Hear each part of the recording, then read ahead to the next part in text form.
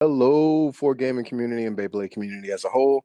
We're back again with another podcast episode. Um, this time we have a very special guest. I always say our guests are special, but I met him at Dark Continent last year. Um, he's part of the Ohio scene, correct? Yeah, the overall Midwest, but Ohio. Yeah, overall Midwest scene. JA Industries. Um, I don't No, do I have any announcements? We just had a tournament. Crisis he was at a tournament today, so he's not going to be on the show. It ran a little bit late, and then he was having dinner with his family. So respect that. We're going to have the show this weekend. For the listeners and everyone else. I don't think there's anything big going on. I just had a tournament not too long ago. We'll get a kick into that, but let's get to know JA Industry. So thank you for hopping on, man. Thank you for coming on the show. Yeah. All right. I'm JA Industries. I'm a Beyblade organizer in the Midwest area, specifically Indiana. I've been around the general competitive community since about 2020. Mhm. I've made my WBO account around 2015. Funnily enough, like the Whoa. day right before I turned, I think 13. Yeah, Yeah. yeah. And then as far as how I got into Beyblade, that was about 10 years ago, maybe 13 now. I Hmm. after so much time you lose track, but I was about 8 years old. Metal Fusion was like just first popping on the scene Hmm. in the US, and I there was an after school like play program or something, and I saw a couple of kids playing with Beyblades, and I asked them what that was, and like they told me about it. They were like, "That's Beyblades," and so I was like, I looked it up afterwards when I got home, and I was like, "Yo, that's actually really cool." So like, I begged my parents to take me to Target, and I got my first one, Storm Aquario. Oh man. Yeah. That's when that was back when pretty much Hasbro was keeping up with TT as well with the metal fight, right? Yeah, 100%. Like, Yeah. I got into like the very start of like that good age, like that. It's like the silver age, I would say. Like plastics is considered the gold, but like it's like that was just like the peak time. I kind of kept going through Metal Masters, kept the hype up. Metal Fury, it died down a tiny bit, like Hmm. just because of Hasbro's decisions around that time, and Yeah. also Yeah. people around that time were starting to drop off like flies. And then Yeah. I was able to keep up enough like general um, excitement about it until like around 2015 was like that was when all the rumors of like there's gonna be another gen or whatever, Hmm. like Beyblade Burst, kind of like what we're going through right now with X. And it's Yeah. like I have to like I have to stay for this. I need to stay for this because I have to see what they're gonna do. And it's like I didn't get to really buy into the like original TT single layers and dual layers, but like Mhm. once Hasbro started in, I was like buying and buying, and then like around Cho-Z, I swapped fully TT basically. Yeah. Yeah. Because that's when was it? So initially when it came out, I don't know if you remember or not, but when did everything split? Was that when Takara Tomy started adding metal to their layers and um It I can't remember which company you said when Takara Tomy started adding metal to their layers yeah. and Hasbro they just stayed consistent with the plastic. Was that when the change really came? Was that around Cho-Z or was it before then? Um, what happened? Everyone likes to say it started at Cho-Z or like it started at Turbo. It started slightly before. Like well, Evolution, I'll say, was like probably Hasbro's best season for Burst in my general opinion. Like they Hmm. kept it consistent, they kept it competitive, but like there was just these slight things that they did not get right, which were customizable god ships, the Uh, Strike God Valkyrie. They didn't release the full stock for Twin Nemesis, if I recall.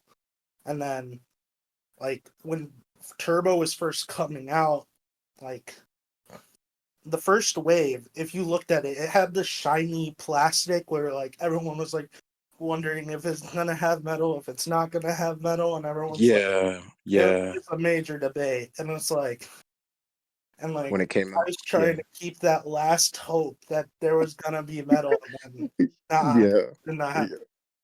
But Yeah. I imagine I know just cost effective and they have people playing. right, They probably just didn't invest into it, which they may even look back on it now and be like it was a mistake on their part. I'm not sure. Maybe they didn't think Blurst was going to be as big as it got. But it for definitely sure. held on for a long time. I um I I didn't know you were involved in the scene that long. That's really cool. I probably Yeah, got. I was kind of a little bit of like a ghost, like Mhm. around the Chozy, that type of era. I was more on the YouTube end, really. Like I was watching Okay. a lot of Zinky. I watched a lot of the WBO videos when they would post like tournament like footage every now and then. Like I Mhm. saw like the competitive meta of Chozy from like an outsider perspective, but I understood why Chozy was a bit problematic at the time from a competitive standpoint. Yeah. Yeah. Do you have a YouTube channel yourself? Yeah, it's Less Spin King J. That's been the Oh, channel. Yeah, dang, that's I didn't know that was you. My bad. My no one bad. I didn't knows. know. It's kind of a thing where like people that know will know, and people that don't know they don't realize just because it's like I've been trying to make it a little more obvious, like putting into my Discord bio, like both Mhm. my WBO and YouTube channel, just so it's like people are aware and all. But, Solid. yeah, Solid, man. So yeah, yeah, I'll definitely link your channel and into the description here. Man, yeah, appreciate that. that's crazy. Yeah, because I see a lot of names like I see a lot of like the comments or Right, just right. names like even I say like hashtag Fafnir. I've been talking to him since I've been involved in Beyblade, Yeah, and I've never met him, and I just met him for the first time at a tournament, and he didn't say anything. He got there early and he sat down and just from some of the things he was mentioning, and I was like, "Are you hashtag Fafnir?" And he was like, "Oh yeah, you know, because when you introduce yourself, it's like real right. names." Dude, I'm like, "Hey, I'm James," and this and that, and oh, Yeah, so yeah, so that's really cool, man. That's really cool. yeah, like meeting everyone like at Dark Continent, that was like my first tournament that I traveled to, you know? Like Hmm. I kind of have an interesting perspective and stuff, or like I've seen the community and then like I had to revive my own community because like I didn't even know this until recently, but like back in the day when Metal Fight was like new, there was Hmm. a big Midwest scene. It just died off over the years. And Yeah, I obviously brought it back with help from Magic, Swift, Cake, everyone. It's a group process. You cannot do it alone. yeah, 100%. But Yeah, I'm gonna shout out hashtag Fafnir again because he's organizing on the west side. right, And having another organizer in the area is great, especially if we can go to each other's tournaments, help run yeah, challenge, help keep the community together, keep players going strong. So I'm glad y'all have that up there. yeah. The way I see it, if I have to drive 4 hours one way and 4 hours another to help out, I'm down to do it. It does Mhm. not matter because it's also the travel experience too. Yeah, yeah. A lot of times it's more fun of the journey than destination. So we're getting to know your locals and also a little bit distant locals and things like that. So Dark Continent was the first time that you met a lot of those or Yeah, players, I would imagine, outside of your own area.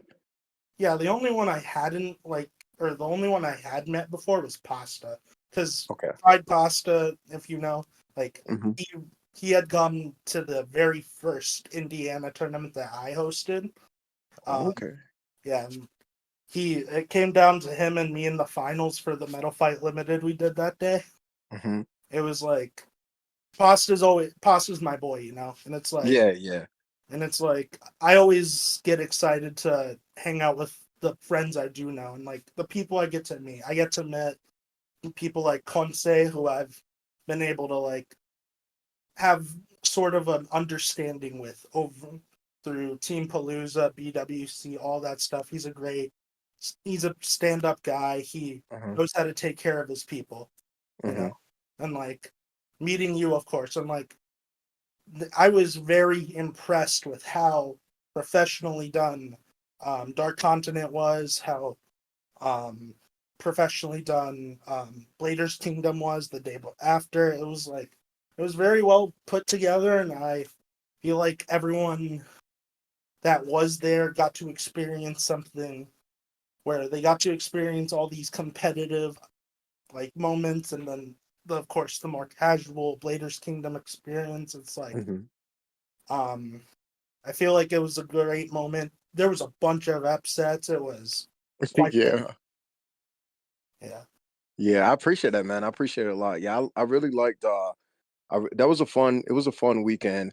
I'm glad y'all came down. Like y'all you brought a lot of your community down. And it was great for me to be able to meet all y'all um in person. And I know y'all like a lot of Maryland was there, North Carolina, Florida was there.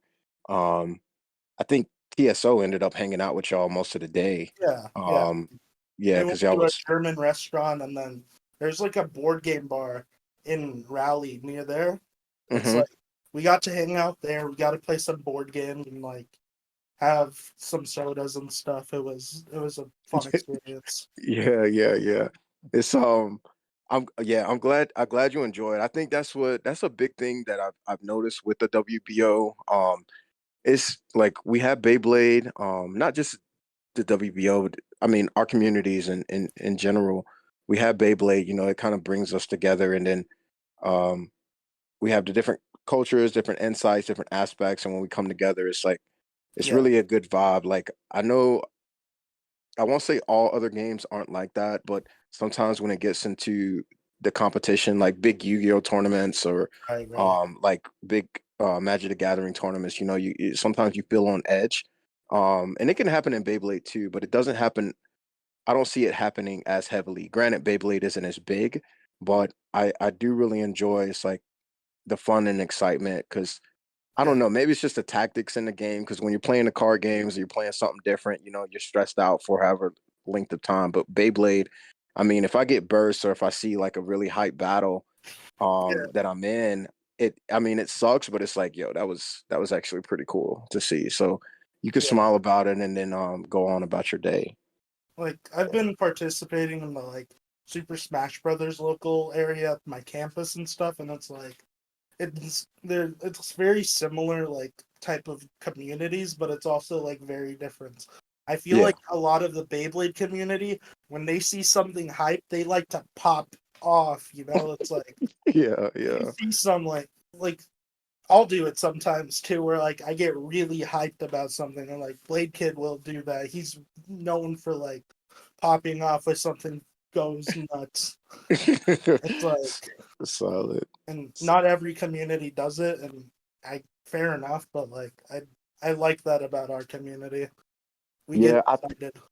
I think out of your community, with the amount of people, I know Maryland had a big group that came, but I know y'all's community was really close because I remember seeing y'all at Dark Continent. Like we're really close here. We have some consistent locals, um, but I feel like y'all's like typically whenever you have a post, y'all have the same group of guys and then some or guys and gals and then some new people coming along. So Yeah. I know y'all are really close just from what I watch and I see. What is your um what is I can't what is the competitive scene like of it up there at overall? Like, is it really intense? Are y'all more laid back or? And it's a very mixed bag. It's like we're extremely competitive when it comes to it, but we're also like extremely welcoming, extremely like we try and get the new people to try everything that they can, you know, like there's been so many Metal Fight players that have started from Burst and going into like MFB now. Like Triple Hmm. Dash and his dad, they were strictly Burst standard for the longest time until like MFB kind of burrowed their way into their hearts a little.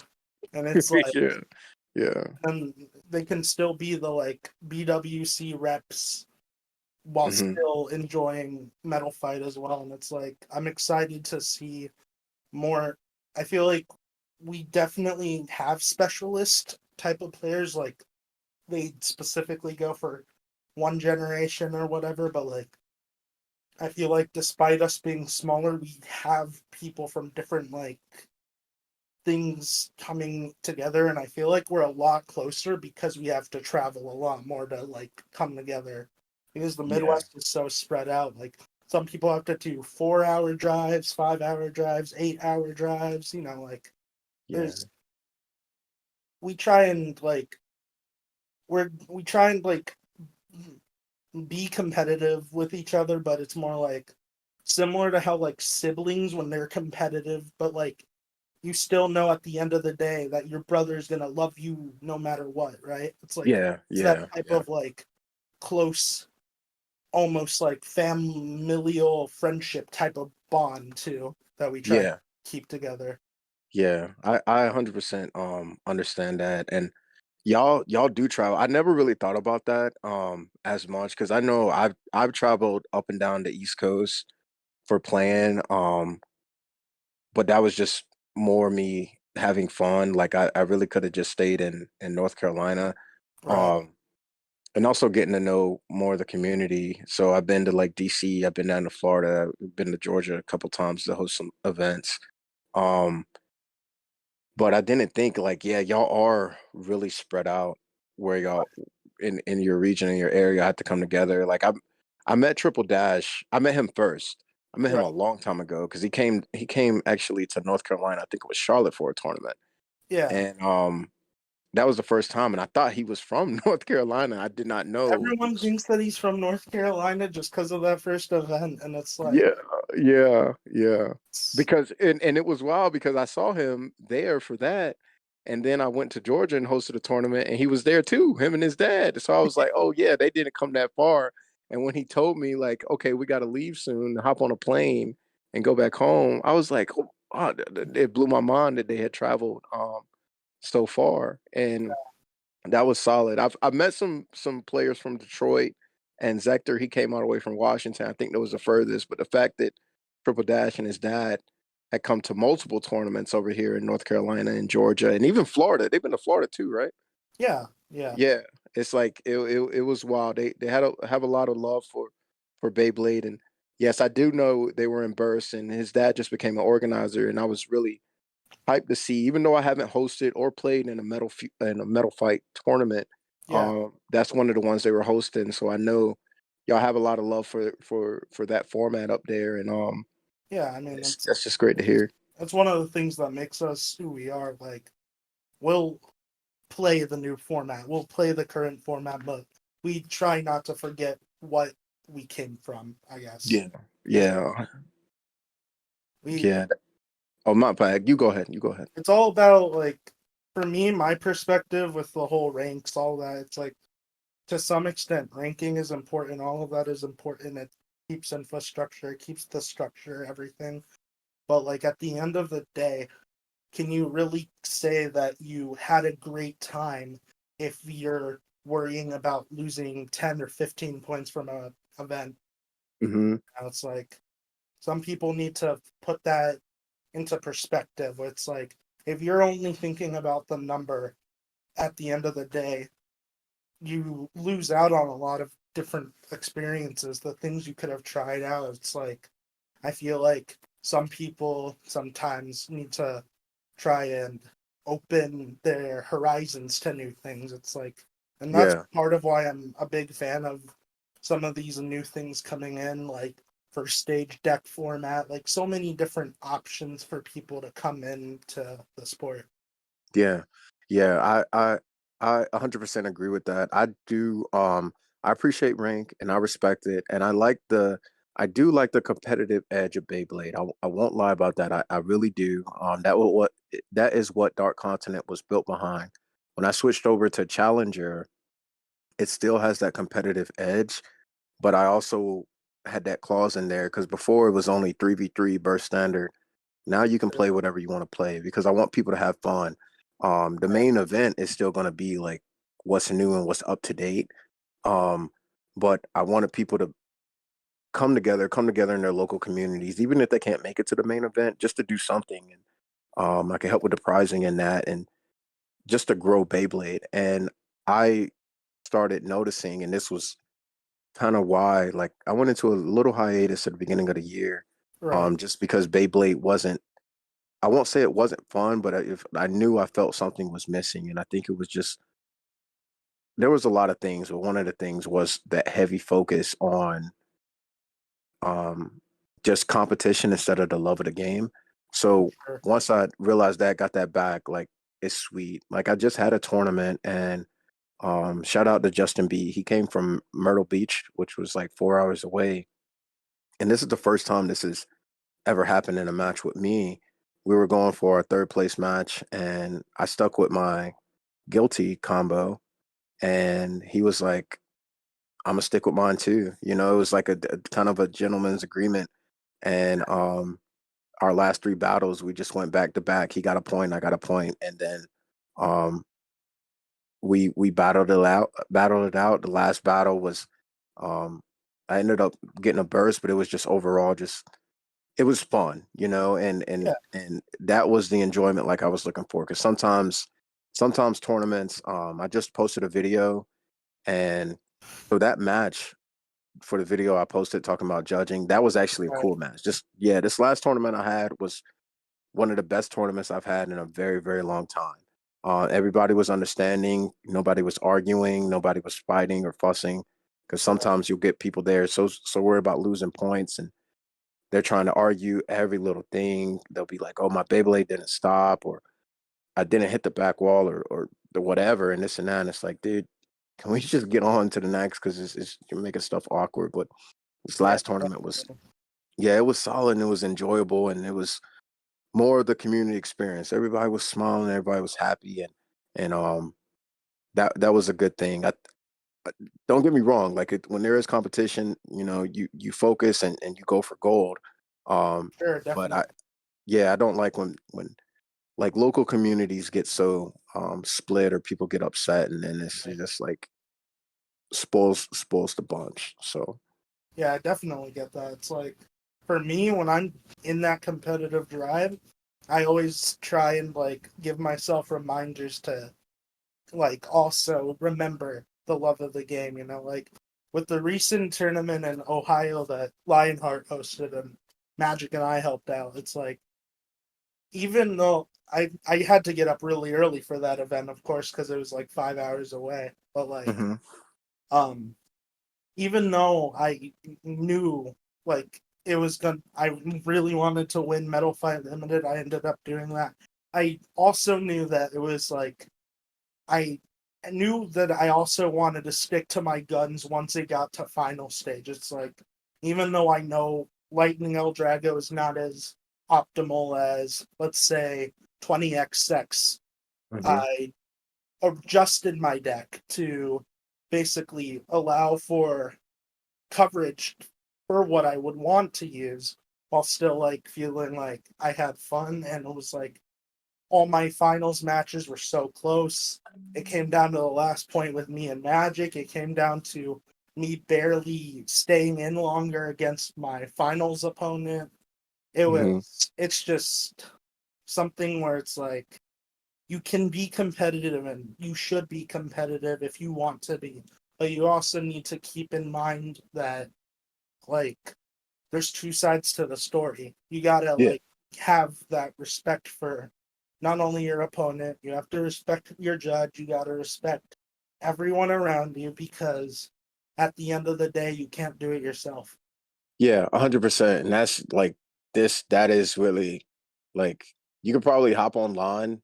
Beyblade is not a game you can play online. Like it's cool to have the app to gain the points for Yeah, like the new battle passes coming out, get the cool prizes.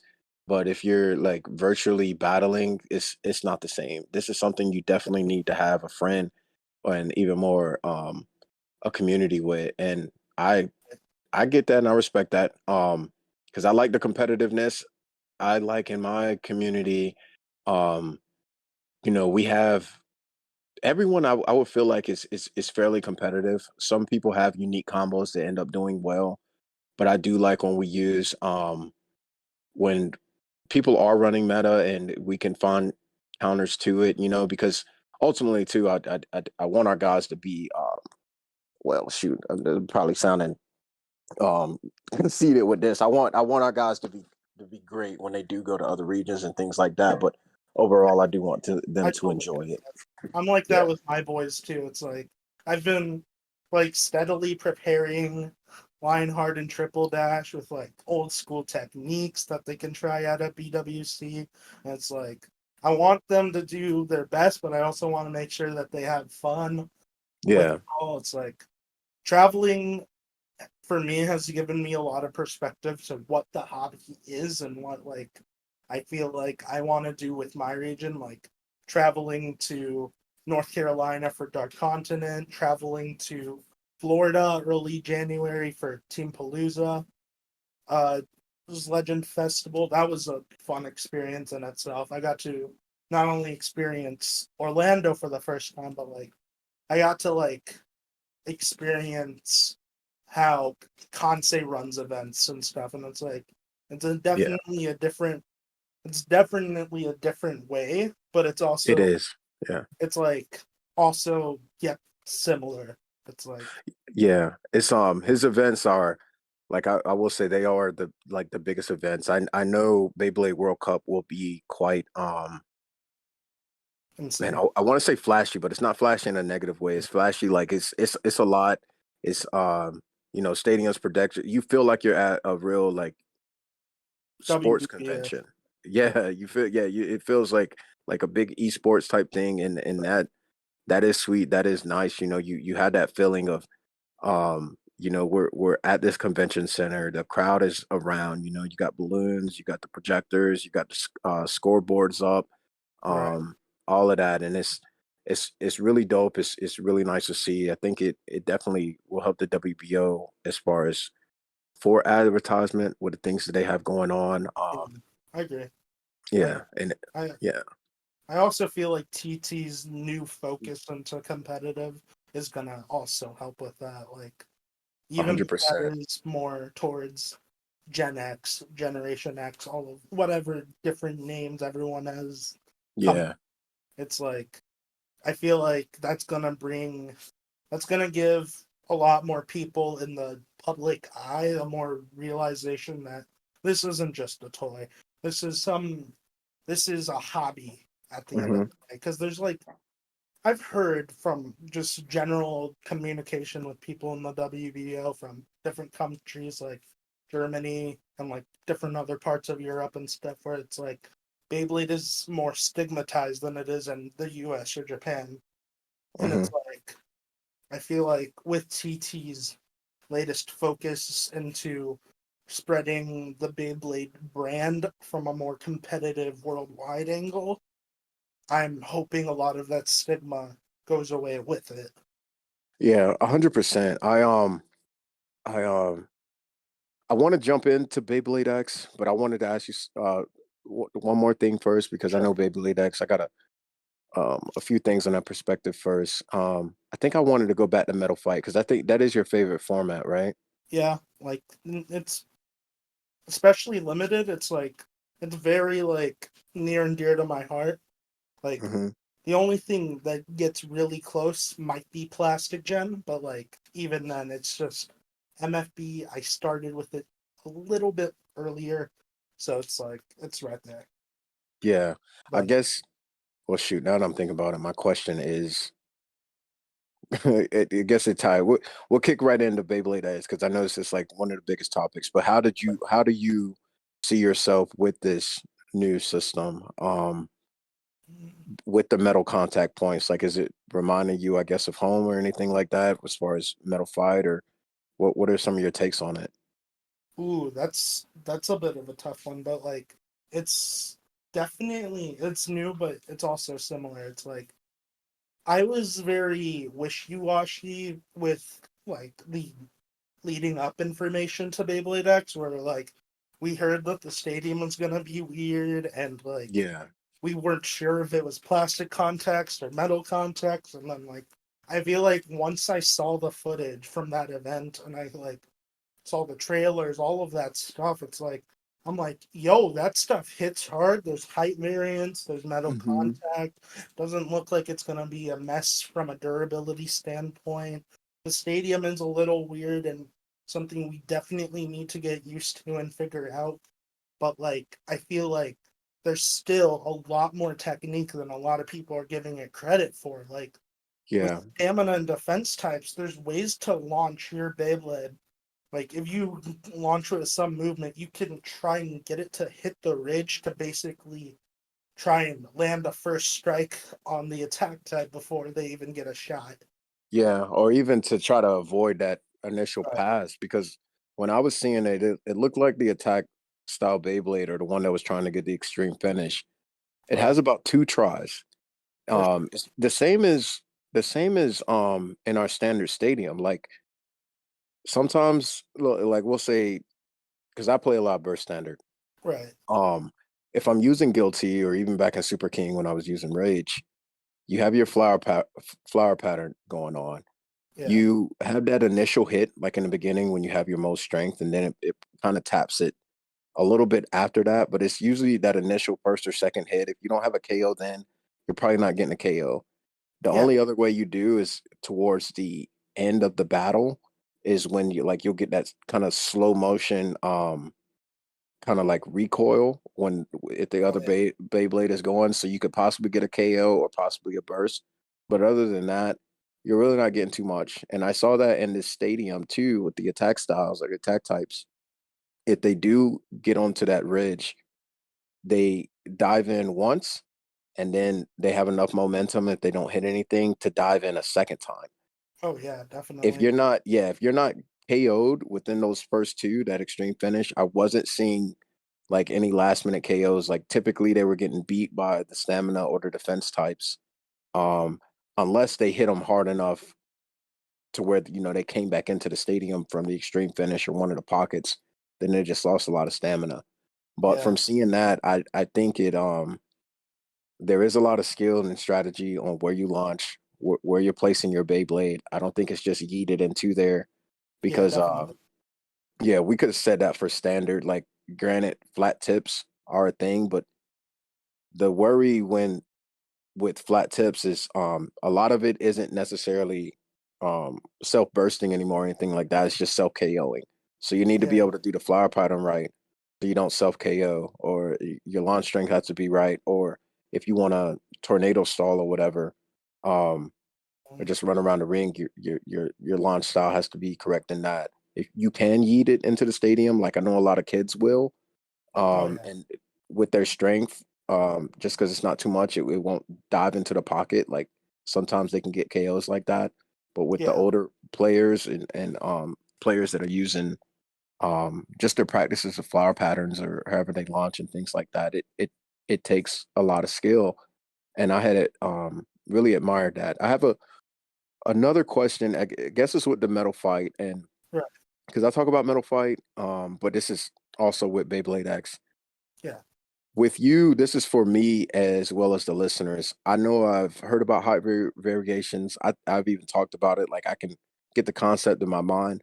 But as Yeah. you being a metal fight player, as well as hearing about Beyblade X, what are the benefits, disadvantages, and advantages to the various height variations when it comes to playing? Well, I feel like the biggest advantage I would say to start off with height variance is like it it lets the meta find its own separate type of matchups. Like in older burst formats like classic, there's of course the driver matchups where it's like one driver beats this driver, but this driver beats this driver, and then that driver beats the first. And it's like Hmm. there's a sort of triangle. And with type like there's similar type of constructs with that with height variation. Like I guess for example, it's like short tracks will generally beat middle height tracks because especially in attack matchups, and then but then they'll lose to like extremely tall tracks, which will lose to the medium. And it's like it's the general concept of the triangle matchups. And then, Hmm. of course, there's certain things that can break those matchups, like um, the aforementioned 20XX, which is really just a gravity Perseus on a low rubber flat that if you're absolutely like 100% perfect with it, you could basically beat out the tallest things and the middle. You win 99% of matchups except Hmm. for very specific things, and it's been a very like the meta for limited recently has been trying to figure out if there's a way we can balance it out without having to resort to banning 20x stackers or banning gravity. And it's been a major debate around everyone, but it's like it's a it's always a topic, and I feel like with Beyblade X, if they get the whole idea of the height matchups just right, where it's like there's a lot of focus, but there's also like not so much focus that it's like not like they don't want to overcomplicate it is what I'm trying to say. It's Yeah, like keeping it yeah, simple and understandable, and I feel like right I feel like they are not gonna go. I feel like I just want them to not go too far into one end versus the other end.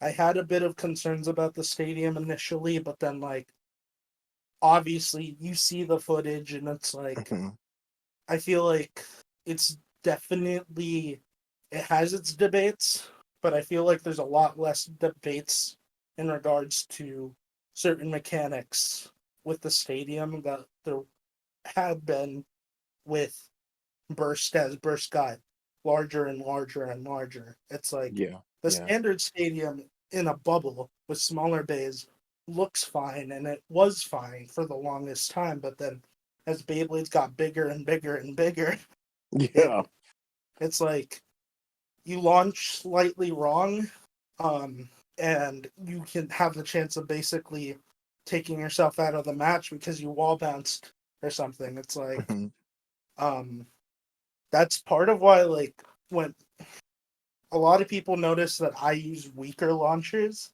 The reason why I use weaker launchers in burst formats is not necessarily because I couldn't afford like a DB launcher. I have a DB launcher. yeah, It's more just like I prefer the extra control over the extra power. yeah.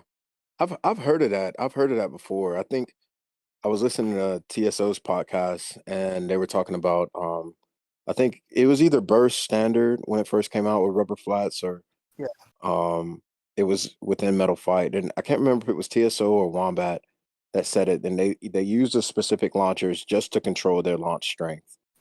for And sure. actually yeah, there's a lot of bladers even in standard that do that. Even with some of the DB ones, like if you have the one with the bearing, some people use the power gear, some people don't. And Right. it's yeah, it's like what you said. It's not because they don't have it or um they couldn't afford it or whatever. It's more like, no, I need to use this for what it is because my launch style completely changes. I do not use as much strength on my attack style combos on my rubber flats as I Yeah, do when I'm launching stamina because if I did, I would self KO every time or I wouldn't be able to control agreed. um my attacker. Um and that's all that's good to hear. So when you were talking about the different heights, we pretty much look at the heights in the same way that we look at the drivers. It's like rock, paper, scissors. Yeah, and So it's not yeah. I feel like it'll also combine with like tip matchups as well. Like I feel like the Gen X is going to combine the tip matchups with the height matchups based on what I've been seeing. Hmm. Um, I feel like there's still a lot that people are going to have to practice. It's like I'll say this, even after 13 years of staying in the hobby, I have to practice my attack launch to keep it like at the level I want it to be. Like 100%. there's Yeah. not a like week where I don't practice to some extent because if I don't practice at all, I already know I'm gonna like self KO at the Yeah. next step. I've been a victim of that. Like if I take the full month because I'm hosting monthly tournaments, but if I go Right. in because you got the nerves of competing, and also like I'm running the event, so I'm thinking about 100 other things, like making sure everyone's coming to the stadium on time, making sure a stadium Yeah. isn't empty, making sure matches are running smoothly and everyone is enjoying themselves. for Um, sure. when it's time for me to launch, I don't have time to think like, okay, what angle do I need to be at, this and that. It kind of needs to be second nature. And Definitely. that's when the practice comes in. That's when, you get your nerves down or you're not overthinking because you've had that time to you had that time to go ahead and get some playtime in for yourself. And I agree with you. I think I'm looking at Beyblade X as like all these other generations. I know they didn't plan it this far ahead, but they were Yeah. like test runs to be able to come and create, because them making it into like an official sport, gear sports, it's like everything else was a test run. What succeeded, what failed, what did the community like, what did they not like? Like they can clearly tell that the community liked the metal contact points. The Definitely Yeah, research. the stamina game was fun, but the like having to watch replay after replay or not being able to tell when a Beyblade stopped was chaotic. Yeah. Um, so it's like the metal in that aspect was great. Having the because even with Beyblade X, it's like some people think that like the stadium's too crazy or this and that, but those high impact battles, that fast pace, is what pretty much brought a lot of us into Beyblade. Oh yeah. Seeing the like, I got into it for the science behind it, understanding that it doesn't matter how hard I launch, but a lot of like kids and other people, like they like to see those hard collisions and those hard hits. Oh yeah. Um, Definitely. and we'll definitely get to see that, and I'm hyped Yeah. for it. I think once we get to play, like you said, we're gonna learn a whole lot more about it than what we know now because we're just watching the videos. But I know as soon as I get it, I'm gonna be testing with my son. I know I said I was probably gonna wait till like October to run my first event, but I'm not gonna lie. I'll probably, as soon as I got it, if enough people in the community have it, I'll probably just run a straight up tournament, even if it's club format. Um, just to just to see what other people are doing, how things go. Because one thing I haven't seen people make custom combos with the four Beyblades that are out. Everyone Yeah. is kind of running them stock. Have you seen any customs? Um, I haven't seen any videos of them. I know a lot of us have been theorizing. Blade Kid's already gone to the lab mentally trying to figure out what he thinks is the meta right now. I've Hmm. been also thinking about it. It's like, I feel like right now we're in that strange phase that we haven't been in for almost like 10 years now, which is we don't know exactly what's happening yet fully. Yeah, So yeah, that's like, yeah, we only get this opportunity once every 5 to 10 years. It's like yeah, I feel like everyone is unsure right now. It's like I feel like it's gonna be a very exciting July. It's like yeah, everyone is waiting. yeah. We all are. I know. I'm super hype. I'm super hype about, I guess, just the whole release, and it didn't seem that long. Well, it wasn't that long. It's only like I think 6 months since the last official burst release or so when this new system is coming out. But I guess just so much hype around it, I'm like ready. It feels like Christmas, and once July 15th rolls around, well, we'll have them. Yeah. Some stores will probably have them in the states the same day as it Yeah. releases. I stayed We up may to like we 2 or 3 to like pre-order, making sure that I got a pre-order of something as soon Yeah. as it came out. Because like Amazon Japan pre-orders are usually done within the first 3 or 4 hours. That pre-order was a surprise to everyone, and I was not. I was expecting the pre-orders to start next month, not this month, and I was like, "Oh Yeah. hell, I gotta get out the card." Yeah, yeah, I hear that. Yeah, because Oh. I was hyped, man. I was excited as soon as it all came. I was were you watching Zenki's live stream? Not really, just because I didn't really get to it. But like, I was watching. I was just straight up. I just had WBO General on the Discord Oh, open, okay. waiting Yeah. for everything to pop in. And I was like, "Oh boy, Yeah, yeah.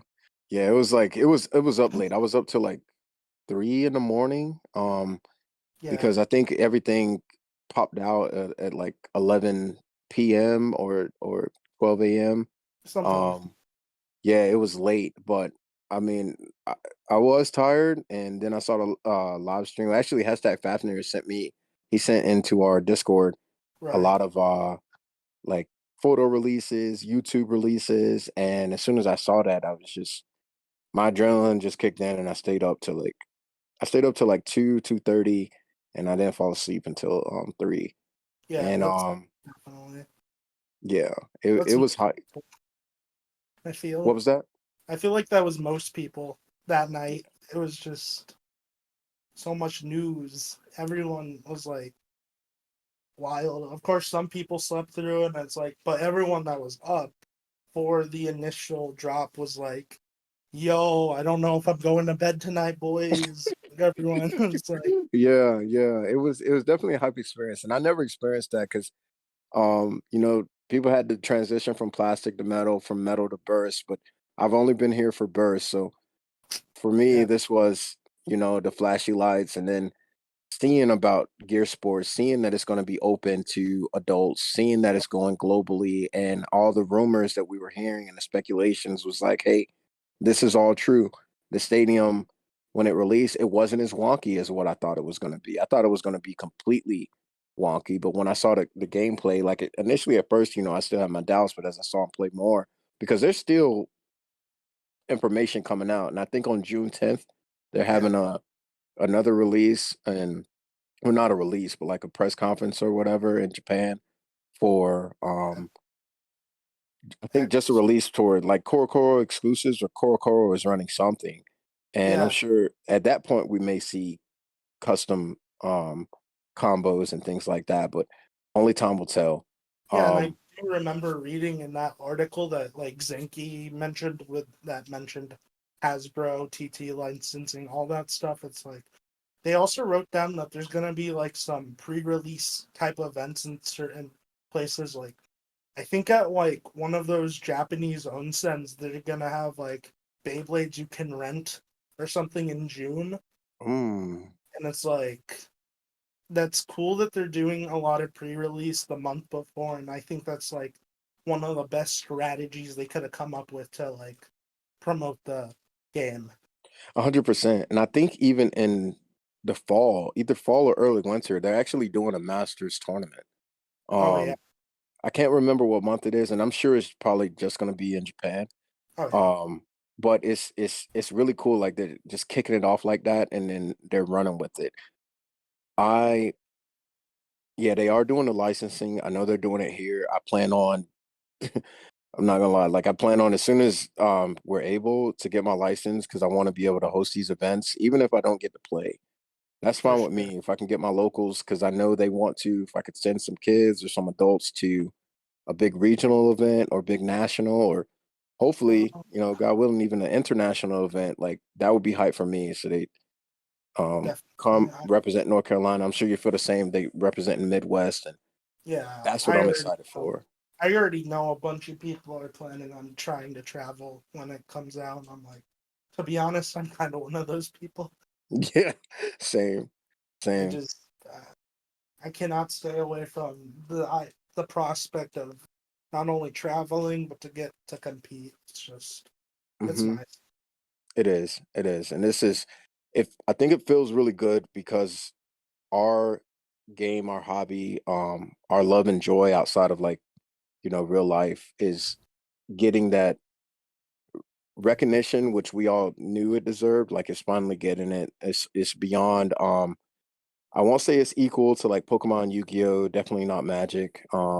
But it Right. is growing, and they Takara told me, listen, they heard us, and know we all enjoy and love this game, from kids to adults, and now they're creating a platform for us to come together and compete seriously, but also get to interact with one another on a global scale. Because I'm very grateful for the WBO, Yeah. and the WBO has definitely held it down for all this time. And the WBO, I think, could still be utilized even through this transition, and it will be, I'm sure.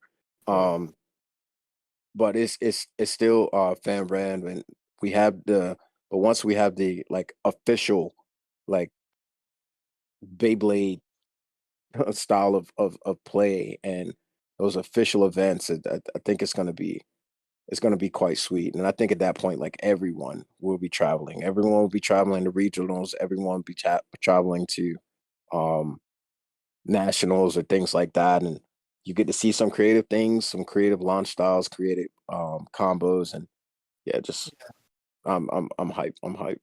My Um, biggest like general plan for X that I never really got to realize in either MFB nor like Burst is I want to try and be like almost a pillar in terms of the competitive, and like I want to make sure that the Midwest is like known.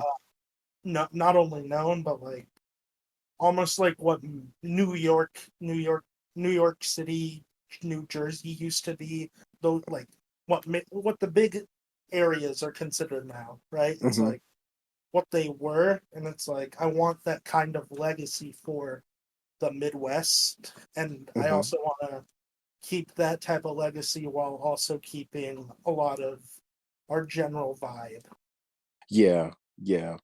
That is one of the things that's hard to do. Is like as things grow, um, it's harder to keep that, I guess, that down home feeling. Yeah, Um, but for to the best of our abilities, we'll try to maintain it because I hope to do the same.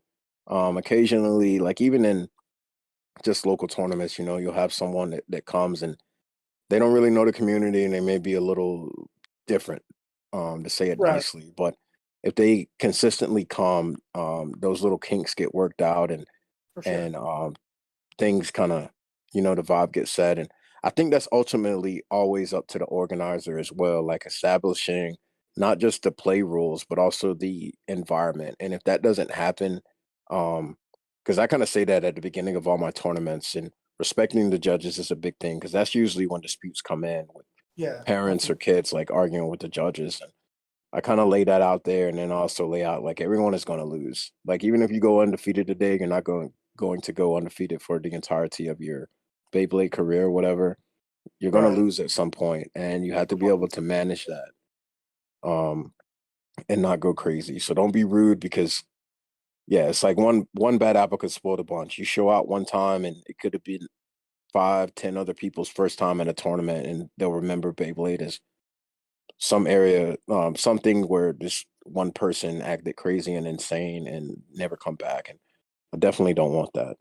It's a matter of like my perspective on everything is everyone always has one bad day competitively. It's like for me Yeah. last year, I would say the biggest one was at last year's Beyblade Midwest that I ran.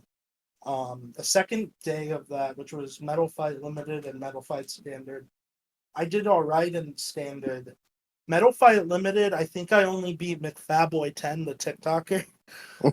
Yeah. And it's like it is what it is at the end of the day. It's like you have your off days, but like as if you keep at it and you keep remembering that whether you win or lose, you're there for the fun and the thrill of the game. I believe that anyone can get through defeats and victories. Yeah. Yeah. Our as I'm reminiscing on it, I think our community has definitely changed for being um I won't say more of a community. I think we always were, but I do remember like when I first started, things were way more cutthroat. Um, we were all friends and stuff like that, but it was like the competition was heavy, like even myself included, because coming into it and I see how cutthroat things were, so I was like, man, I got to play like that. But then the vibes kind of changed, organizers kind of changed and things like that, and now it's all Perspective love. Yeah, changes because things yeah, go on. It's like yeah. a lot of what like I'll just say this, like sometimes I wish a lot of the people that came in now could have seen what it was like prior to the pandemic. Because I'll Hmm. tell you this, 2018, 2019, that was that was an era of its own. It was like something else. Shogatsu 2019, the biggest WBO tournament in history. It was something special. It was Did you go? I didn't go personally. I Oh, wanted to go. I wanted to go to the Baytuber Brawl. I wanted to go to all of those events when I was younger, but like hmm obviously opportunity didn't strike back then, just yeah, because when you're a kid and stuff, it's a little more difficult, right? yeah, But 100%. Yeah, it's like I got to see it from an outside point of view, and now it's like so many people, so many like big bladers. There was KJ, Blade Kid, K, TSO, Wombat, everyone. It was like the whole squad, you know. It was like that was the time, and I wish a lot more people got to experience that, not even from the personal level, but from like just seeing it from the outside point of view. yeah, yeah. I've seen just some of them on YouTube and saw the crowds that were there, and it was it looked like it was a beautiful experience. I know like some of the organizers said it was, like some things were chaotic, but I think in the terms of just the community coming together and having so many big names within the sport or within the WBO, like coming together and playing and meeting friends and things like that, like that was a sweet time. And I'm hoping, like I think that'll definitely come back. Yeah, Because like the WBO is still going to be here, and of course the players of the WBO are going to be involved in gear sports. I couldn't see like why not, and those things will happen, and the YouTubers will be promoting it. That's something I just thought about because right now a lot of the YouTubers or the Baytubers are promoting Beyblade, and it's like the fun and the gimmicks and things like that. But now the competitive side, like Takara Tomy has officially announced that it is a it is a sport, and it is something big. So it's like take it back to Yu-Gi-Oh or Pokemon or whatever like that. When people are playing, like you have the collectors that are just for sure. showing like what they got, but you also have people that are streaming battles and metas and things like that. And with Beyblade X, that is definitely something that's going to be seen. Like I know they're going to still have the fun battles and collections and stuff like that, but I think we're going to start seeing more of the transition for the competitive Definitely. side for it because Takara Tomy is going to do it because they want to have the sales and Hasbro make too. And then like I can possibly see a lot of streamers or Baytubers also transitioning in that way to Oh grow yeah. the sport even more. Um, Even so like then, non Beyblade community streamers, like there was yeah, a like Cootie Cinderella tournament thing that happened last year, and I think they're doing it again this year, and it's like it's nice to see when the general audience gets into kind of a similar fragment to what we like to do at the hmm WBO and stuff, and it's like, well, it may not be the exact same rules or whatever, but it's nice to see the general effort and attention that is brought to a more like general slash casual audience. And I always love to. I'm under the perspective that the more people we can bring in, and like the general idea of everyone being chill about it and being cool. If we can be welcoming, we can keep the hobby alive. 100%, 100%. And I think we already, even though we didn't have like WBBA and Takara Tomy here before, we already have an established community vibes, local and nationally or internationally within the WBO. And it's just a transition for those that want to transition. Um, to just having it within gear sports For sure. and then we'll take it from there, man. This is yeah, this Beyblade X topic or more just a community topic is um it's quite beautiful, man. It's a lot of love. I'm glad to hear your perspective on it. I really appreciate that. Yeah. Like, Yeah. Did you have what were some of the topics? I know you had some topics you wanted to go over. Did were they I can't remember the questions or yeah, I had a couple of things like that I did want to bring up. Like, Mhm.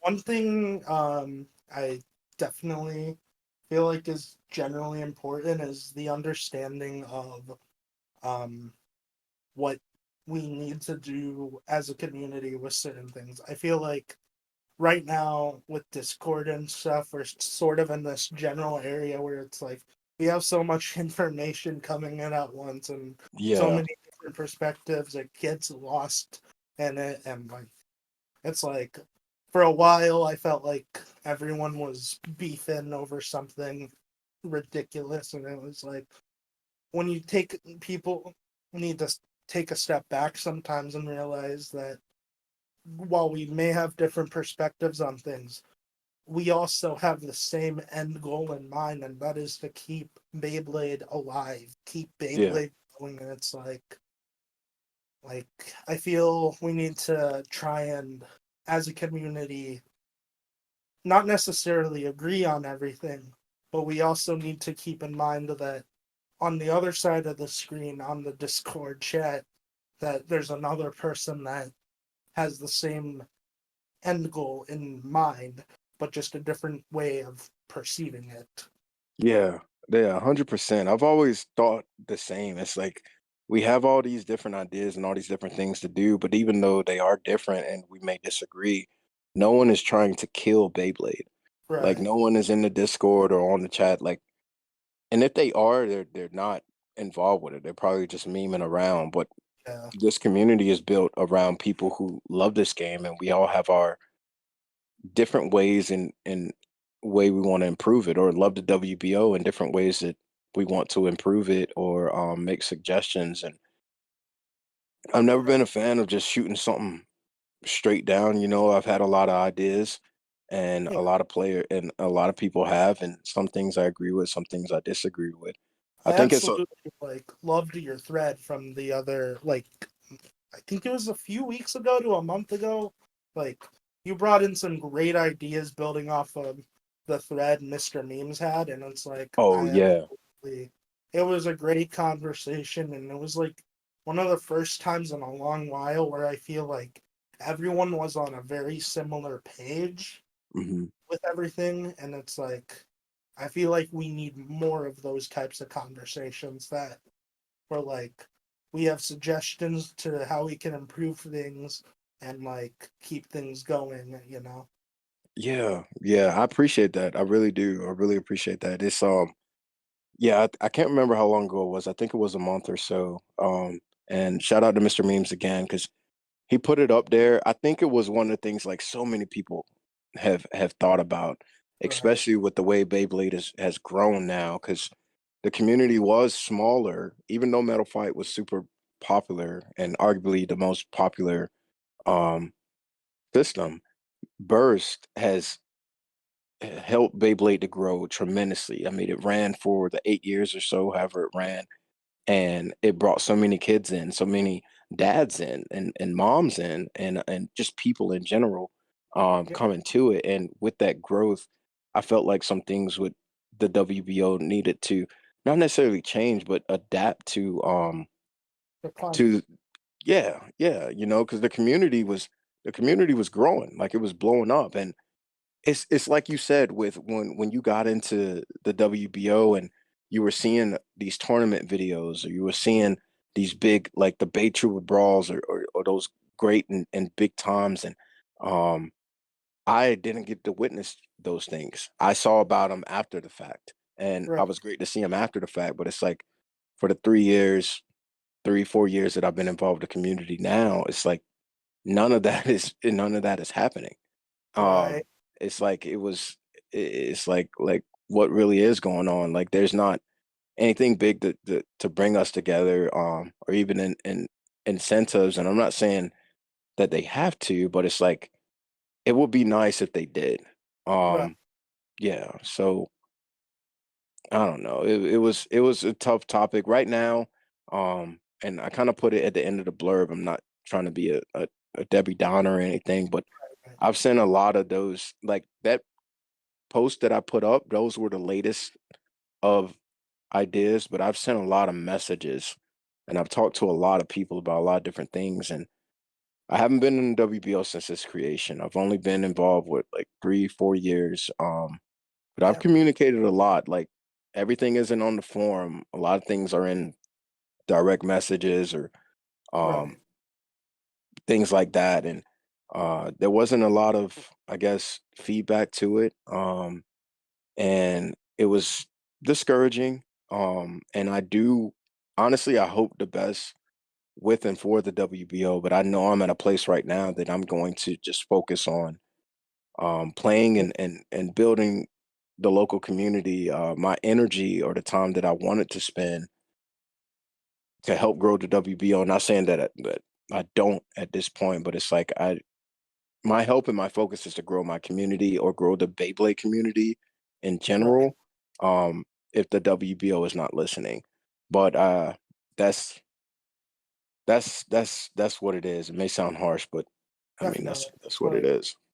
I feel like the WBO's biggest, like, I wouldn't say necessarily problem, but it's more just their general confusion right now is they're having a big identity crisis with what they want to be right now. It's like there's so Yeah. much history with everything for the last more than, I don't even know, like 20, it's been so long. Hmm. And it happens with so many hobbies that have been happening for a long time. Yu-Gi-Oh, like there's there's always going to be some sort of an identity loss to some extent, but like I feel that we can, it's up to the not only the organizers but the people going to the events to be able to help keep the message alive. And I don't know necessarily the right answer to do it, but Yeah. there is It's an answer. yeah, it is tough, and it will take like the community coming together and actually helping, and the higher up officials like taking the time and implementing some things. What you said about the identity crisis, I didn't think of that, or I guess I did, but that word or that phrase like pretty much does sum it up because the WBO has changed so much. It may be at a state to where it doesn't really know what it is or what it's going to become because Right. things have adapted so much. I mean, like when we talk about the ranking and the issues with the ranking, and at one point when the WBO was a lot smaller, it probably wasn't as big of an issue.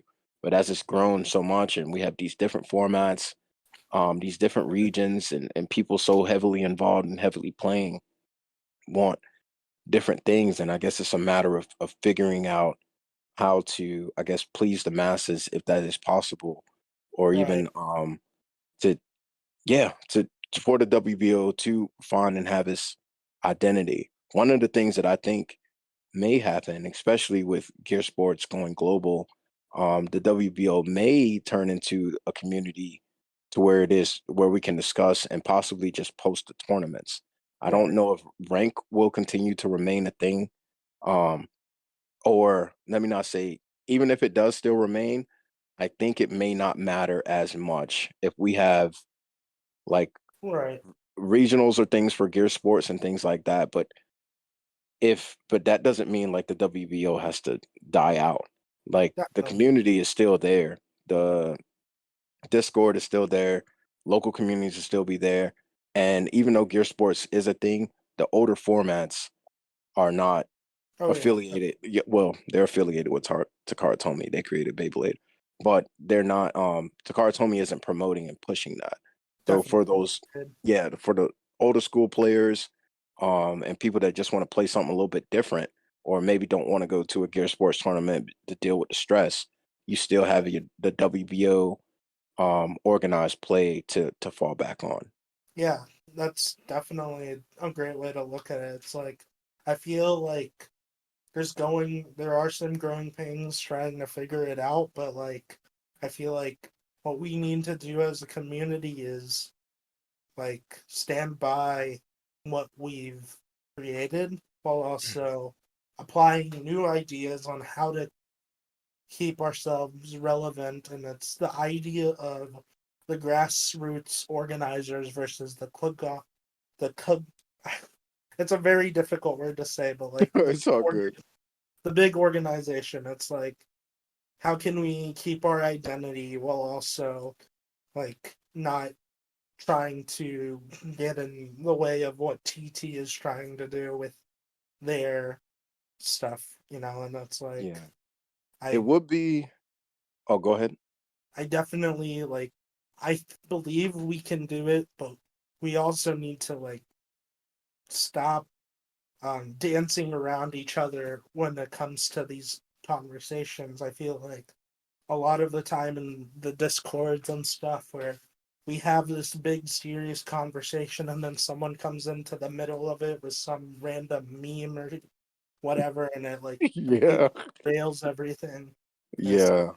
we need to try and like I don't know what we have to set up, but like some kind, whether it's a set, an entire general chat called Serious General or something like, Hmm.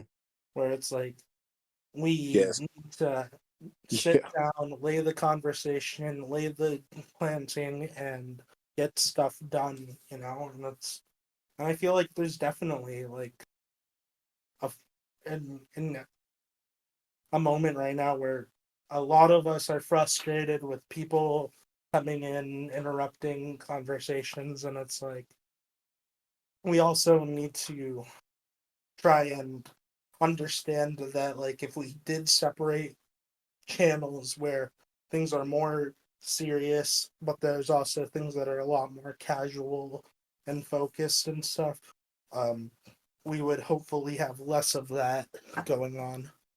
Yeah, yeah, I get what you're saying. I'm not on Discord as much. I actually just hopped up there yesterday because Right.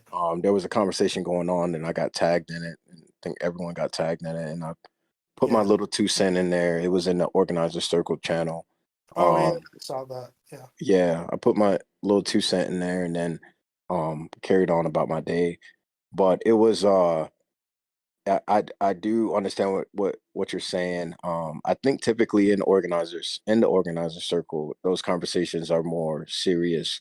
Definitely. Um, but outside of that, I think yeah, it can be lagging. But even in the organizer circle, like when we discuss it, I do wish, and once again, shout out to Shendog and shout out to Think also because he It communicates does.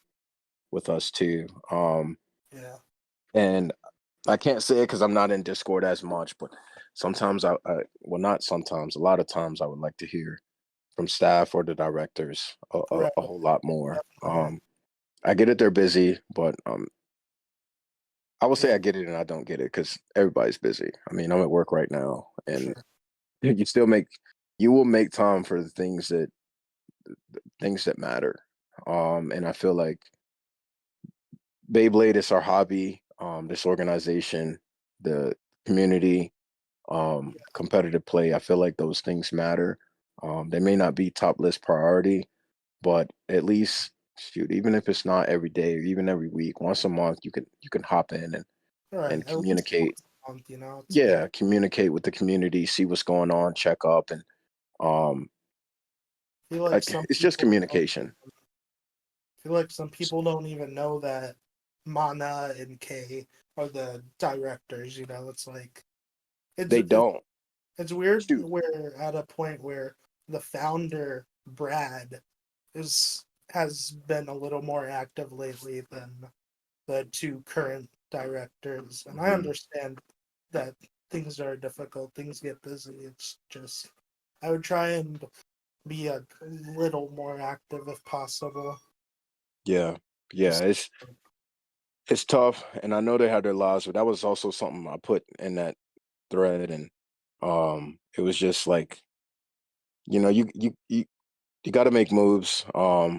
You do have some obligation. If you don't want to fulfill the obligation, then open it up to, I guess, some people that want to. And I will say that I've been guilty of this because I don't like when people come with complaints and then don't want to make the changes because I know yeah, I've complained for quite a bit, and I've um like the discussion for staff, and there were times that I wanted to do it, um, but I see how things are ran just from the outside, and I don't want to get frustrated if I get on the inside and yeah, trying to make changes and then they don't happen. definitely. Um, so I know it would just be a lot of communication. I think at the end of the day, it has to be like a sit down talk on what's going to happen, what direction it's going to go in.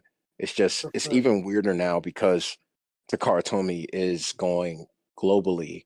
So it's like that is like you said, once again the identity crisis on what is going to happen with the World Beyblade organization. Right. Um, and those are, I mean, those are topics that actually need to be discussed now, and I'm sure they are behind closed doors. Yeah. Um, but I don't know how heavily they are. I would think that needs to be The focus. priority one. Yeah. Yeah, like what are we gonna do in July and just have a set game plan for that? What are we gonna do if Gear Sports comes over here? Um, Not in the sense like it's gonna wash everything out, but it's like Right. those are things that need to be thought about, even on some legal standpoints. There was a comment, and I need to read the comment a little bit more in depth, and we'll Right. definitely discuss it on probably a couple of episodes. But changing the name from Beyblade because legally, like we can't really Well, do that. I don't believe. basically, as far as I know, we're registered as Fighting Spirits. Hmm. It's registered under a different company technically, but it is named the World Organize. It's a very complicated legalese type of thing. It's just Yeah, it's very it's all that legal stuff is so yeah, complicated. it's It quite gives tough. my head a spin sometimes. Yeah, yeah, it is quite tough. I know with the like you'll have your LLC, and then like the LLC is its own like entity, and it can Right, own various things. So I believe like Fighting Spirits, I think it's not for profit. right. Um, but it's going on, and it has the WBO as one of its assets. Yeah, that Um, that makes sense. yeah, but it's one of the, but just as the name because it's copyrighted. But then there were things, and this is what I was saying, like the WBO reaching out to Takara Tomy or trying to do something because they had that clause when they said they were going global. I know they weren't just speaking to the WBO when they said that because there's a lot of other communities in Asia or around the world Yeah, where some organizers were getting in trouble for promoting Beyblade. They were getting in trouble from like local distributors or even Takara Tomy. I can't necessarily say Takara Tomy, but I think so because they were using the term Beyblade, and they were either making profit or just bringing it around, and that was an issue. But I think from this little clause that I read about them wanting to have gear sports and wanting to make it globally, right. wanted to have it friendly and inviting to everyone, and even the fact that I did read this on the Takara Tomy website Yeah, or like for a Beyblade or whatever, but they said that they have a separate logo that if you're not running a gear sports tournament, if you're just running a general Beyblade tournament, they were like, you can't be running it to make it for profit, but you right. can like charge people for vendor fees. That's fine, because I mean that's understandable. And Yeah, then you well can have a said. separate, So yeah, yeah. My bad. Did I cut you off? no, it's like it's very similar rules to what we would do normally. Like we have vendors fees, right? Or like Hmm. the venue. Like I feel like that's a good idea on TT's part to like I feel like a lot of other companies could do that more. Like with Nintendo and Smash Brothers, they haven't really been too Yeah, um cooperative, I would say, with their communities, and yeah, I've seen about that. it's just I'm glad Takara Tomy is taking the steps necessary to like kind of give an open arm out to the alternative like communities that Yeah, yeah, yeah 100%. And yeah, because it's like even they made a logo, a specific logo, and it says Beyblade on it. So it's official, and it's Takara Tomy, like it's official that like the WBO could use, or even any organizer or host could just use, and that logo it symbolizes that no, this tournament isn't part of the gear sports circuit or a part of like the official ranking or structure of the big events, but it is still a Beyblade tournament that is affiliated with Takara Tomy in some way or affiliated with Beyblade in some way. So agreed from them, Takara Tomy taking that step, it kind of let me know WBO or IBA, these various communities and organizations um, can Yeah. still run and function and can still like do their thing in a legal manner and way. Like Takara Tomi's not coming for your head for that. They want everybody to play Beyblade and enjoy it, in a respectable way. So those are some things that need to be, I feel like need to be discussed. And even if not openly, because like you said, if we have these open discussions sometimes in Discord or like that, like somebody may make a meme and then things just go south. Oh But yeah. in organizer circle, or you said like a serious general, or inviting some organizers in when they do some of these meetings or things like that, like would Yeah. be nice. Or even giving us feedback like, hey, these are the topics that we're working on this month or for the next couple of months. Hmm. We will update you. It's like a just like a newsletter, like pretty much like, hey, this is what we have, blah blah blah, this and that. Like because of the way that we are a community, we don't have like at a business, you have your shareholders. Shareholders get uh uh intel on what the business is doing. Yeah. Like for some of their investments, for some of their marketing, and for some of the ways that they're going to be making their transitions in the future, because the shareholders own parts of the company. Yeah. Now we're all fan ran. We don't own parts of WBO or Fighting Spirits, but as organizers, or as judges, or as consistent competitors, we are Right. part of this community and help it to keep going. So having a little bit of that intel on some of the things that we are doing could also prepare us, because Right. sometimes we feel like we're in the dark. Oh yeah, definitely. I feel like sometimes with the organizers, I feel like it's gotten a lot better, but there was a certain time when around the time I started organizing where I felt like um organizer people didn't fully understand what it meant to be an organizer, the difficulties, the struggles organizers go through running Hmm. events, like keeping track of everyone, making sure that like everyone has fun while also keeping the event running smoothly. And it's Hmm. like I feel like people are fully starting to understand the perspective, but it's still a process that needs to keep going. Yeah, 100%, 100%, man. That was a good topic. That was Yeah. something solid to discuss. Something I feel like needs to be said, because um I forgot I had mentioned that, and even the thing with the logo and those things, 'cause I brought that up too. But I don't think it went left. I think it is discussed or will be discussed. But Yeah. solid, solid. Did you what was one of your other topics? Oh yeah, right.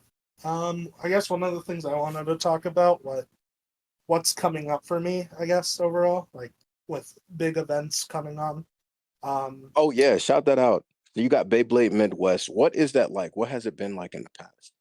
Beyblade Midwest last year was 3 straight days in a weekend in late June of events. We started last year we started out with Burst Standard and Burst Classic. Then we went to Metal Fight Standard and Metal Fight Limited. Then we went and finished off with 4D format, Metal Fight 4D, and Burst GT. This year it's a little bit different, but I feel like it's also like a lot of the same spirit is in it.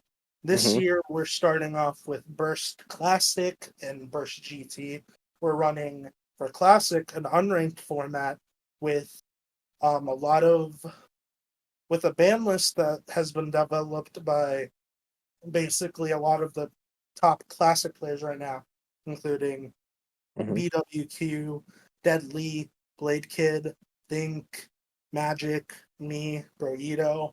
Like we've all Solid. been like talking in like a specific chat about like what we can do to like sort of fix classics identity right now because it's been going through a identity crisis with Dragoon and all that stuff. Um, Other than that, GT is going to be ranked very standard type stuff. It's going to be fun. Saturday event is where it starts to get really, really interesting. We're running Metal Fight Limited, of course, Metal Fight Standard too. But we're also going to be running a side bracket of plastic gen, like single a Ooh, limb or double a limb plastic gen. this Just the because, first year y'all doing that? oh yeah, first year. Yeah. And like a Yeah. lot of that it was inspired from Beyblade East doing like side events and stuff. And Hmm. like I definitely wanted to get a bit of that plastic gen audience into Midwest. Hmm. And I'm like very excited about it. Day 3 is going to be Metal Fight 4D and then a variation of Metal Fight Standard with where we take out one performance tip, RDF, rubber defense flat, basically like the most. It's like the bearing drift of Hmm. Metal Fight, I guess, if I could explain it like that. It's Hmm. got raw LAD, really good defense, all of that stuff. It's you take that one tip out, the entire meta is like on its side and everything is like slightly different and it's very fun. And then the last event of that day um is being ran by one of our visitors from California, Eddie H, the YouTuber. He's Okay. running a team tournament that involves bay pointers and three-man teams, and it's very inspired with stuff from the anime and Hmm. like of course some of the stuff from Nightwing's type of Bladers Kingdom esque event. It's going to be very exciting. I'm What are excited. what are bay pointers? Basically, it's like the Metal Fight versions of Bay Loggers. Oh, okay. It's kind of like they are they have those like LCD screens that you have like on the little what's it called? The calculators, and it Hmm. basically calculates win losses and these things called bay points. And then when you win, you gain 100. When you lose 100. Oh, that's solid. Because I think in the series they had to get a specific amount of bay points to go to like Yeah, the world championship or whatever. Like Jenga had to get it to go against Ryuga, right? yeah, that's Yeah. Okay. 50,000 was how it was on the anime. Yeah. How we're doing it for here is we're setting it up so basically every team has one bay pointer. They start with 500 bay points, and after like I'd say 20 or 30 minutes, if I recall, the top two or the top four teams go up to face each other in semis Hmm. slash finals, and there's a lot more intricacies. I'm very excited to see how that goes with so many people.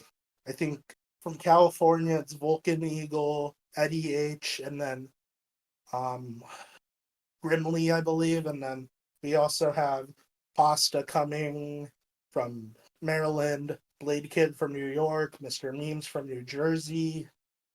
We have Mm. a lot of people coming, and I'm very excited to see the When result. when is this?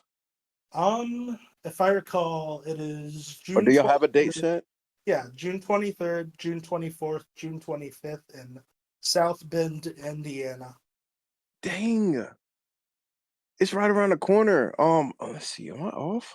It's the same weekend as BWC just because of scheduling conflicts and stuff. But Oh, I know I really wanted to like have it around it, but not the same weekend. But like, yeah. It's with all good. planning, it happens. Yeah, it's all good. I know. Yeah, because June 23rd sounded familiar. I was like, do I have a tournament scheduled then? But I don't. Mine's is June 17th, but June 23rd was Yeah. BWC. But y'all still, I know, man. I'm sure y'all will have a great turnout. This is actually like it's actually quite hype. I know is it posted on WBO?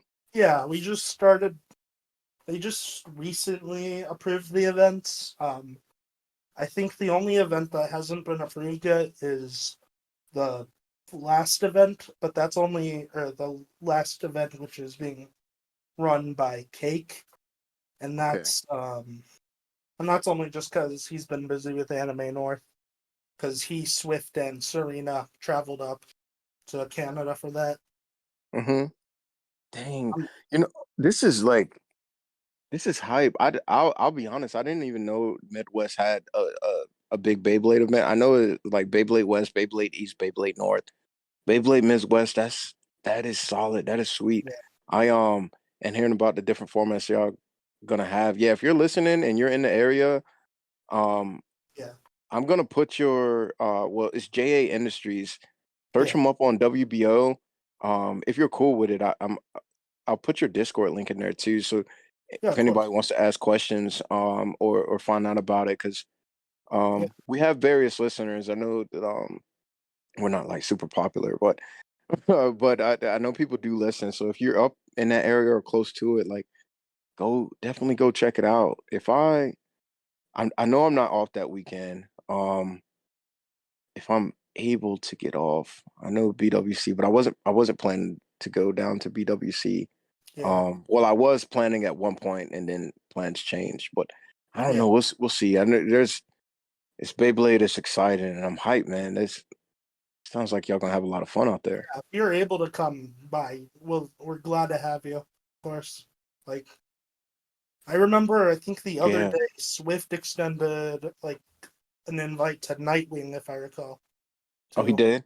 yeah, hopefully Nightwing can come. Like I think it'll be a fun time. Like Yeah, yeah. Like those formats sound dope. The plastics. That's what. So I've never I played. I haven't competed with Metal Fight, but I played with some Metal Fight bays not too yeah, long ago. I think in March at the convention I was at, and yeah, it was a whole lot of fun. That was another reason why I'm looking forward to Beyblade X, because I like those metal contact points. I like the smaller Beyblades because I'm just so used to playing with these big herky ones with burst standard. Um, so I know that it will be fun. And plastics, I have a buddy of mine. We had him on the show one time, Beyblade Challenge. He's really big into plastics, and nice. he told me to play, but I only have the Black Dronzer. And Ooh, honestly, I don't think I want to play with that because it's more of my collection. no, I But totally I would, understand. yeah, I would. But I would like to see how it interacted because I wasn't into Beyblade when I was super young. I was more into Pokemon, and then I got into Yu-Gi-Oh as I grew up a little bit. Right, right. Yeah, Um, yeah, but when Beyblade was coming out, I was 100% Pokemon. I was all into it, yeah. and but so those plastic Gen bays, it would be sweet. It would be nice if just to see at least like how they battle, how they Yeah. interacted, what it was like. And it's Yeah. really fun. I'll say that.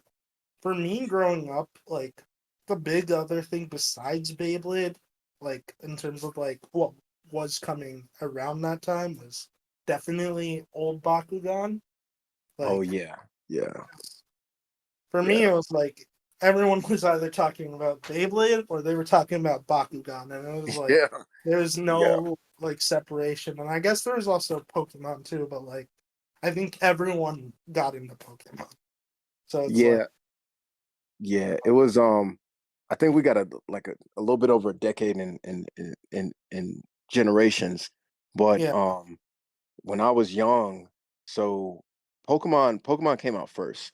right, And I remember waking up early in the morning because you have early morning cartoons yeah, before you go to school. And I would always wake up early because I wanted to watch Dragon Ball Z. And I yeah, can't remember what channel it was on or anything like that, but I don't know if Pokemon came on before Dragon Ball Z or after it, but I remember waking up and seeing Pokemon on the television. yeah. And I watched it, um, you know, Ash and shoot, I can't even remember, Misty, Yeah. and I think it was Brock. Yeah. And I watched that for the longest of time. I think I was in the fourth grade when I Oh, first started watching it.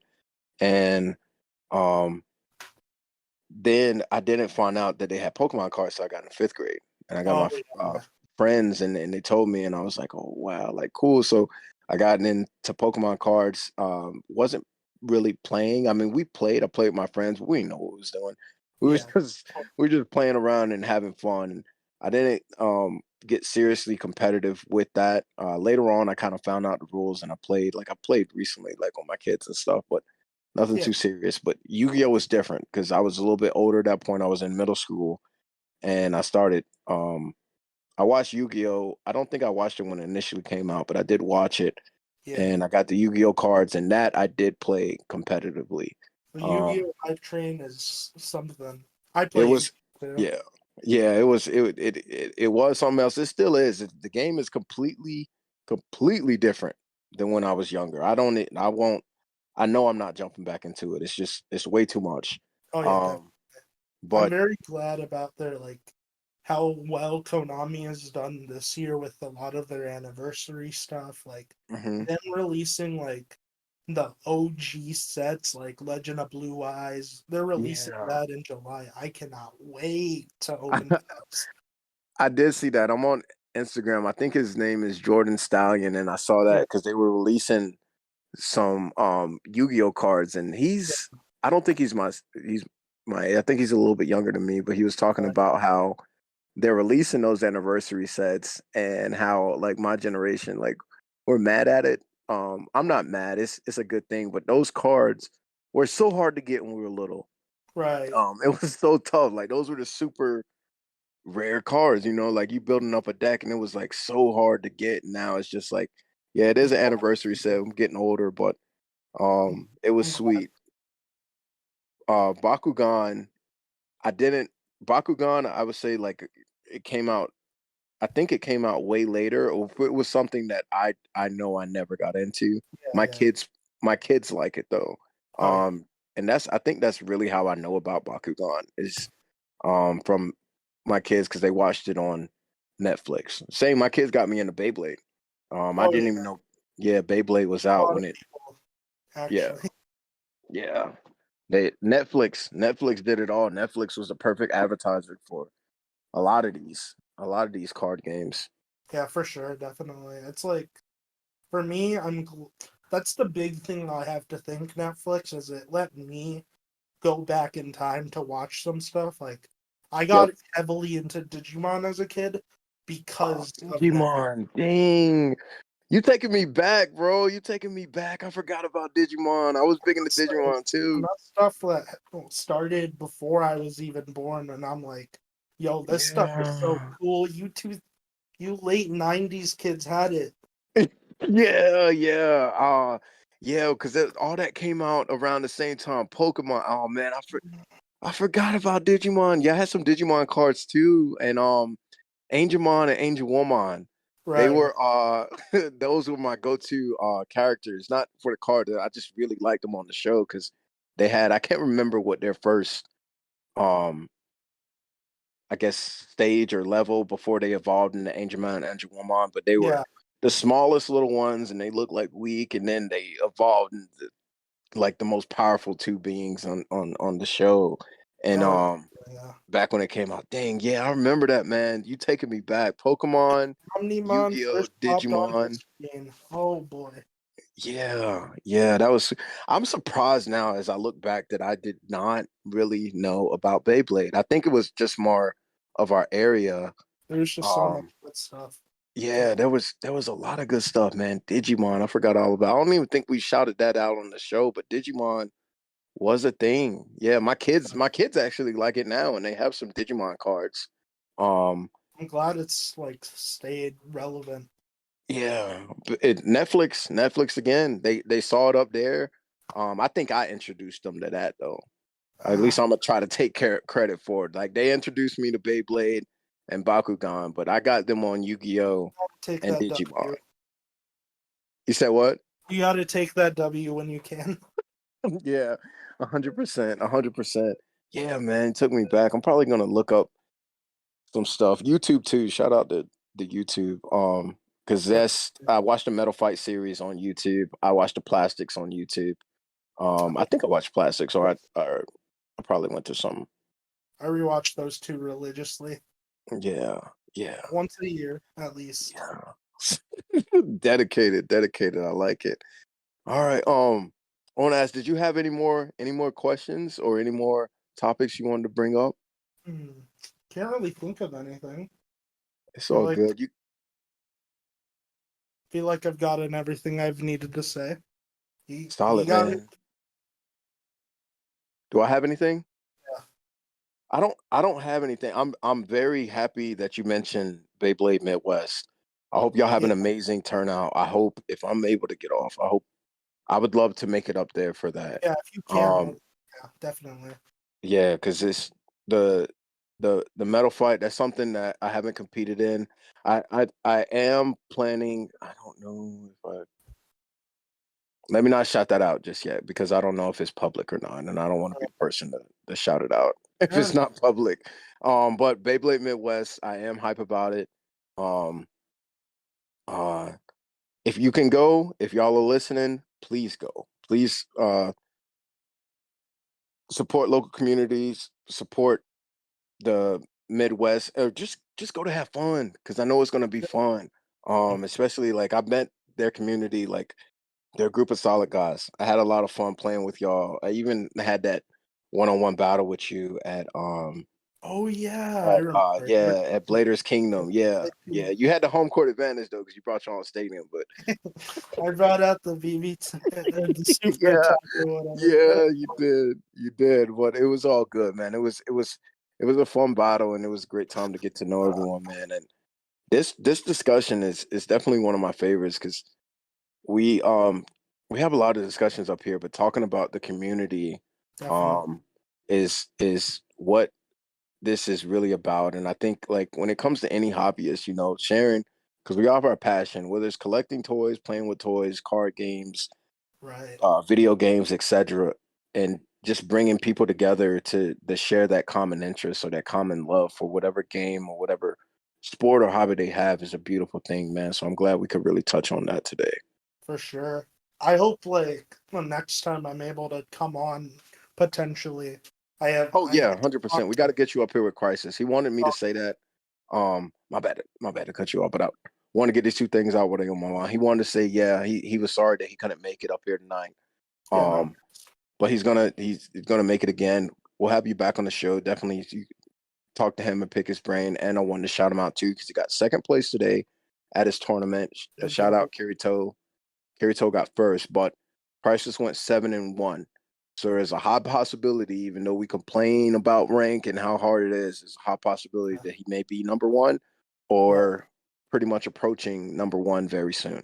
That reminds me, Alan Schaefer, he got third in Toronto today. Oh, what's today, Beyblade North? Today was day two. Today was the Dang, ranked event. I I need to just get on. I need to get on my stuff. I'm slacking. He got third today. yeah, first place Nice. was Dan, second place was Henwuja, and then third was Alan. Oh, shout out to Allen. Shout out to Allen. Shout out to Dan and who him Wooja also. But I know Making Allen's the part of the Maryland making scene. the East Coast proud. Yeah, yeah, yeah. Making the East Coast like solid. Yeah, because I play with Allen. He's part of the Maryland scene. He's part of Crisis Crew. Right. Um, go up there and to get third, like that's sweet, man. Yeah, I didn't even know. I need to look at those challenge results or For even sure. any tournament reports that come up, man. Thank you I'm for hoping that. for the Midwest boys to do well tomorrow in MFB. Yeah, Swift and Cake went up. yeah. I wish them luck. Hopefully they pull out some a lot of W's to get up on them leaderboards. For sure. Yeah, yeah. Well, thank you, man. I don't have any more questions. Any more topics. This has been, like I said, like this has been a beautiful conversation. I want to say thank you to all the listeners once again. Beyblade Midwest, definitely go check it out if you're able. Um, like we've been mentioning and saying up here, like the local communities is what keeps WBO going. More importantly, keeps Beyblade as a whole going. Um, and doing those experimental tournaments, getting out, meeting new friends, seeing somebody in Target and being like, "Hey, did you know that they have Beyblade tournaments?" If you see them hype or anything like that, and talking to them, shoot, even letting them know about the upcoming Gear Sports. I just announced that at my last tournament because a lot of people don't know, even if they're coming to the tournaments and they play with Beyblades, a lot of people don't know about the smaller details that we talk about within the bigger organization or the community. Um, so keep on keeping on and growing your locals and growing with the community as a whole. And you have any last words? I'm gonna tell everybody to take care. My last words is, if you're in an area where there's really no scene, my belief is that if you have enough dedication and if you can get enough people to just even like start an like unofficial thing going, you can get the scene alive wherever you are. Hmm. Hmm. I agree with that. I agree with that. 100%. I started off very small, with the locals, like barely getting enough people to run a tournament. Um, but as you stay consistent, a friend tells a friend tells a friend, Right. and it grows, and you get some great friends, um, a great community. You start seeing the same faces coming back, asking how you're doing. I see kids grow up. People see my kids grow up. See people see me get more bald. Um, and it's a beautiful thing. But yeah, take that. Continue to keep growing. Continue to have fun in this sport and hobby we love. And with that, you all take care.